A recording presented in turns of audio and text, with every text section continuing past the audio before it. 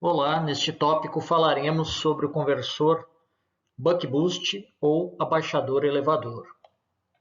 Vimos anteriormente que o conversor buck é capaz apenas de reduzir a tensão de saída em relação à tensão de entrada por meio do controle da razão cíclica. Além disso, vimos que inserindo-se um elemento em série com a fonte de alimentação, é possível aumentar a tensão na carga, também pelo controle da razão cíclica, como acontece no conversor boost. Porém, em algumas aplicações, pode-se ter uma ampla faixa de variação da tensão de entrada ou da tensão de saída, de tal forma que a tensão de saída possa ser menor ou maior que a tensão de entrada.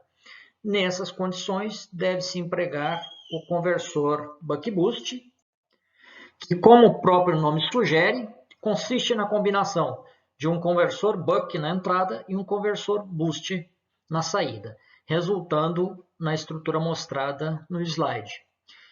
Esse conversor apresenta a característica de que a tensão de saída tem polaridade invertida em relação à tensão de entrada, não sendo possível rearranjar o circuito de forma a obter a tensão de entrada e a tensão de saída com a mesma polaridade.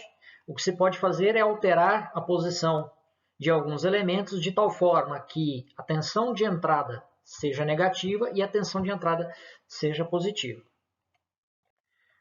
Porém, isso não representa problema para a maior parte das aplicações, bastando se conectar devidamente a carga na saída para garantir que o funcionamento do conversor seja adequado. Então, a operação desse conversor acontece pela operação complementar do interruptor e do diodo. Quando o interruptor conduz, constata-se que a tensão de entrada fica aplicada ao indutor e o capacitor se descarrega fornecendo energia para a carga. No segundo estágio, quando o interruptor é bloqueado, o diodo é polarizado, sendo que dessa forma a descarga do indutor garante a recarga do capacitor e fornecimento de energia para a carga. Apesar de permitir ajustar a tensão na carga para um valor maior ou menor que a tensão de entrada, o conversor buck-boost apresenta uma série de desvantagens. A primeira delas é o fato que as correntes de entrada e fornecida ao estágio de saída são descontínuas, levando à existência de elevados níveis de interferência eletromagnética. Além disso, há necessidade de uso de drivers isolados, a menos que se altere a posição do interruptor para a parte inferior do circuito, como fizemos no conversor buck.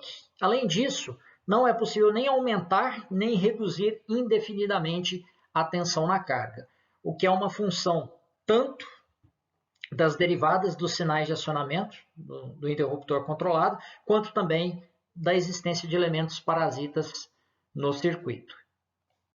Como tanto a corrente extraída da fonte quanto aquela fornecida ao estágio de saída, composto pela associação em paralelo do capacitor de filtro e da carga, são descontínuas, constata-se que o conversor buck-boost possui característica de fonte de tensão na entrada e fonte de tensão também na saída, resultando no circuito equivalente simplificado mostrado na parte inferior do slide.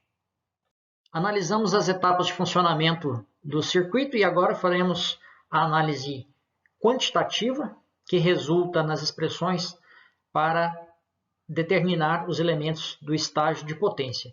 E, por meio dessa análise, vamos constatar uma outra desvantagem do conversor buck-boost em termos do aumento dos esforços tanto de corrente quanto de tensão.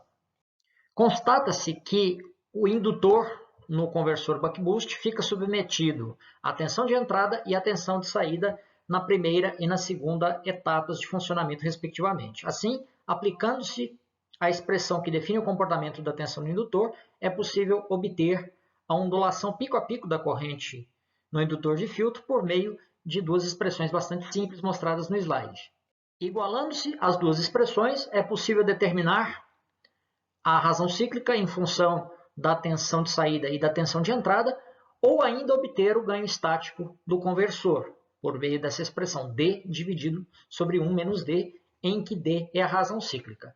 Constatando-se, então, que para razões cíclicas inferiores a meio, o conversor se comporta como um conversor buck, ou abaixador. Para a razão cíclica igual a meio, a tensão de entrada é igual à tensão de saída.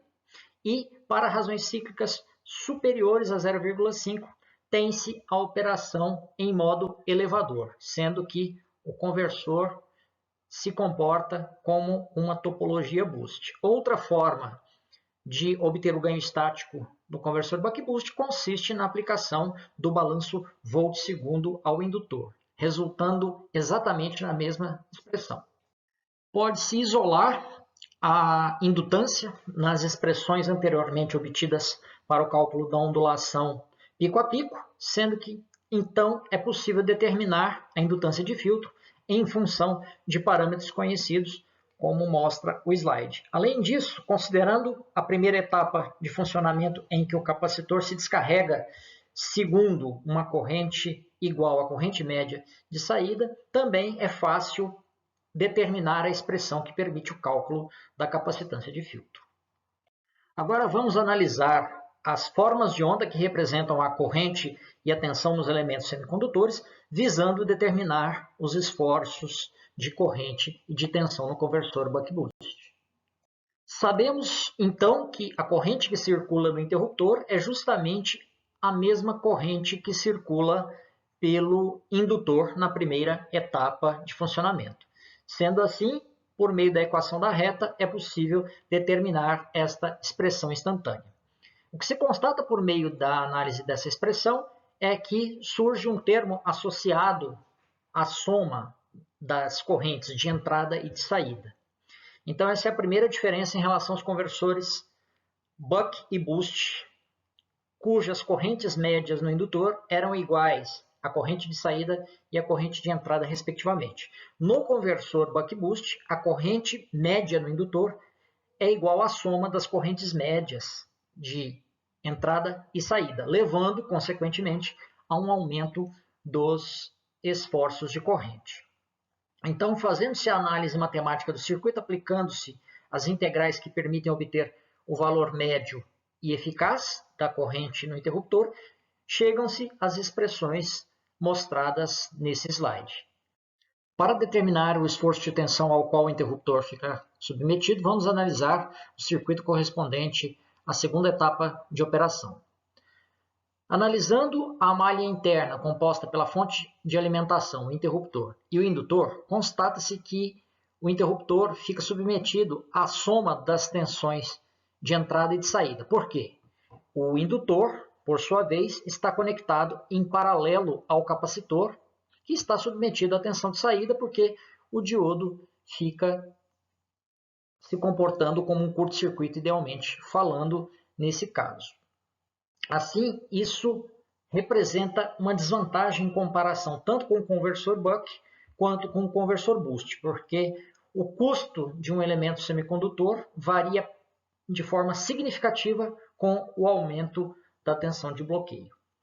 Agora, para dar continuidade à análise, vamos obter a expressão instantânea, que corresponde à corrente no indutor no segundo estágio, para determinar os esforços de corrente no diodo. Assim como no caso do interruptor, constata-se que os esforços de corrente no diodo são proporcionais à soma das correntes médias de entrada e de saída.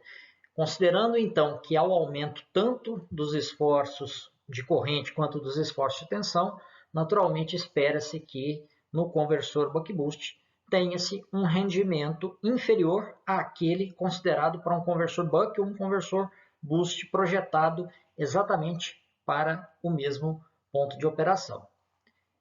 Então, aplicando-se a definição de valor médio e valor eficaz, a expressão instantânea da corrente no indutor na segunda etapa de funcionamento, consegue-se calcular os esforços de corrente no diodo do conversor buck-boost. Analisando então a primeira etapa de funcionamento, constata-se que também o diodo fica submetido a um esforço de tensão correspondente à soma das tensões de entrada e de saída.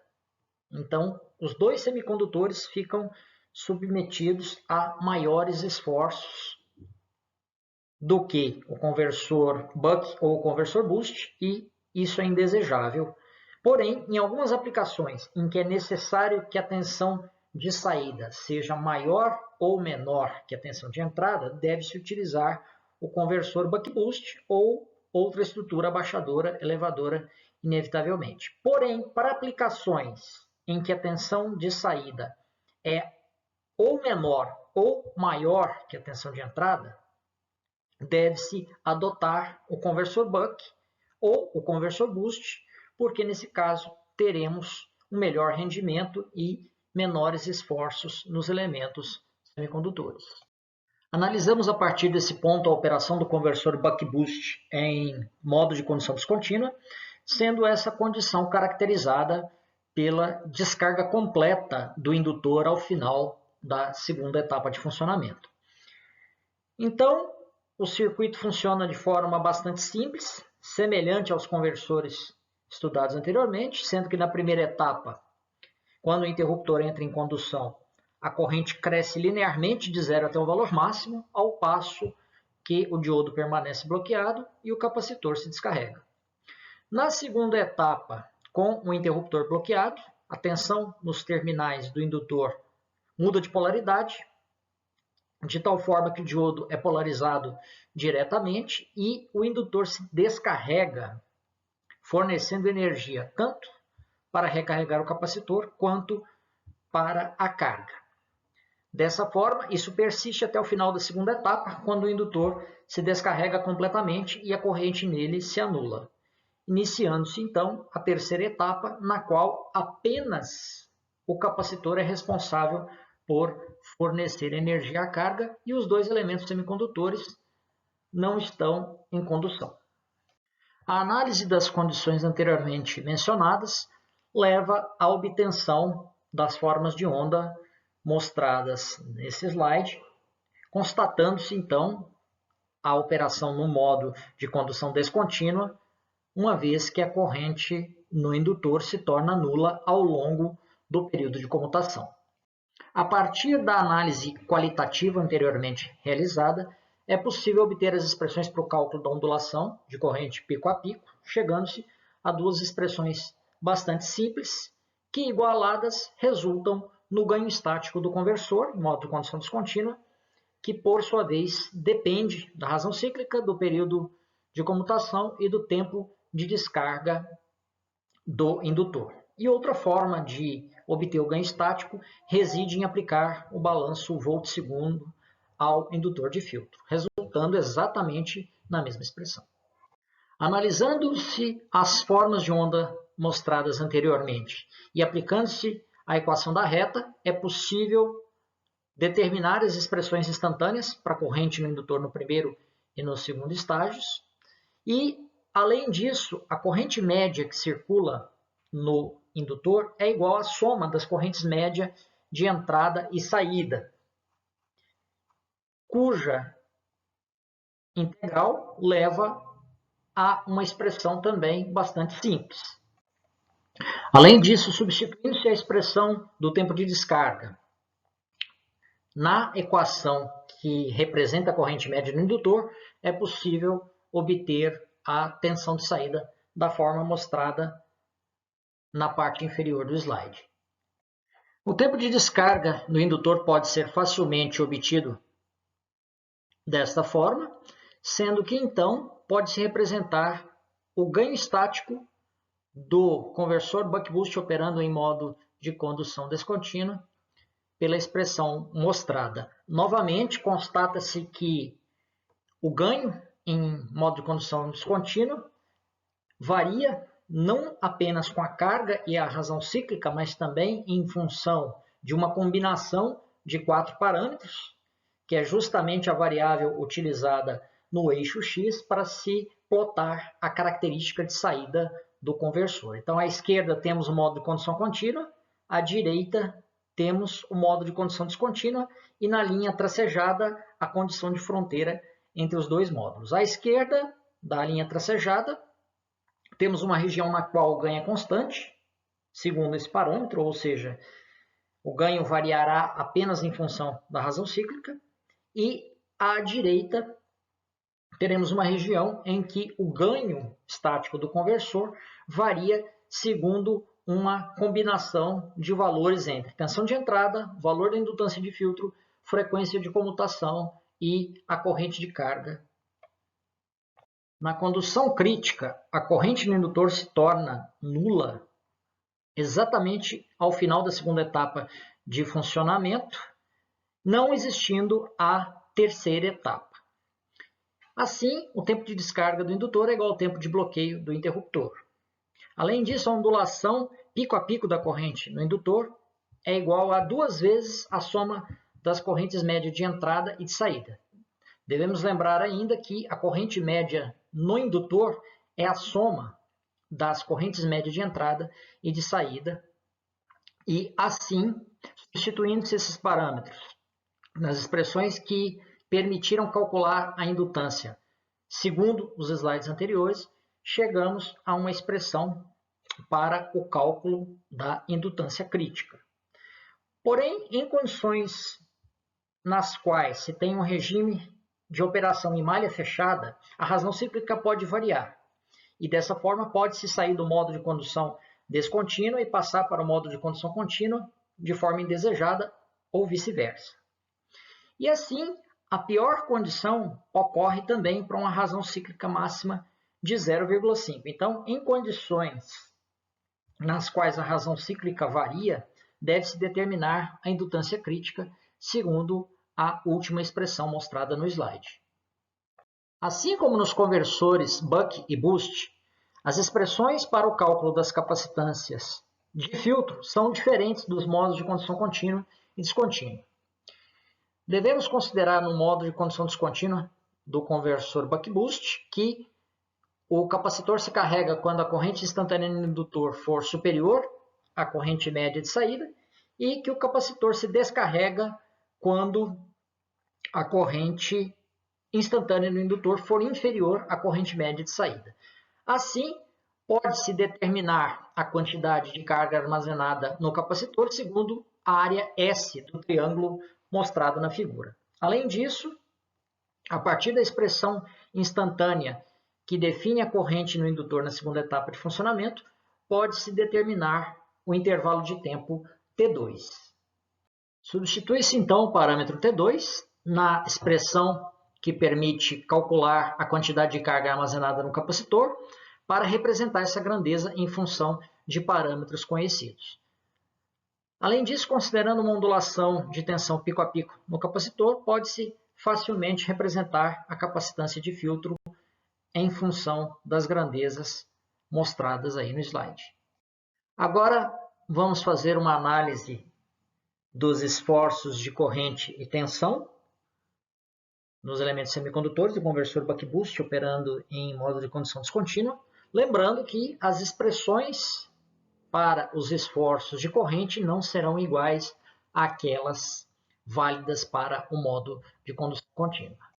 No interruptor, circula a mesma corrente que circula pelo indutor de filtro na primeira etapa, sendo que a equação que define o comportamento dessa reta foi anteriormente determinada a partir de 2 pontos conhecidos da reta, e isso resulta nas expressões mostradas que permitem obter o valor médio e o valor eficaz da corrente no interruptor. Assim como no caso do modo de condução contínua, o pior caso para os esforços de tensão no interruptor controlado acontece na segunda etapa de funcionamento, sendo que o interruptor fica submetido a uma soma das tensões de entrada e de saída, representando um aumento dos esforços de tensão em comparação aos conversores Buck e Boost. Agora, para determinar os esforços de corrente no diodo, deve-se considerar a equação da reta para a segunda etapa de funcionamento, associada à corrente instantânea no indutor.